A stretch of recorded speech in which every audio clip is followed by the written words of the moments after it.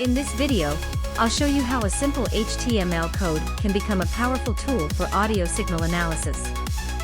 We won't just see how it works, we'll also learn how to visualize these signals in real time directly on your computer.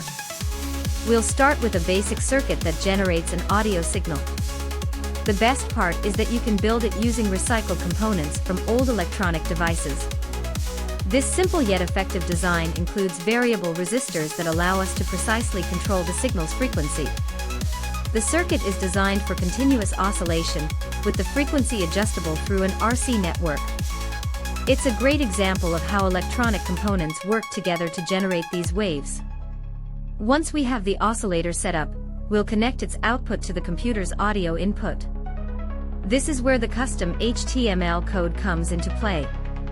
This code lets us visualize the waveform directly on the PC screen. As we adjust the resistors in the circuit, we'll see in real time how both the frequency and shape of the signal change. This real-time visualization is essential for understanding how different circuit configurations affect the signal's behavior.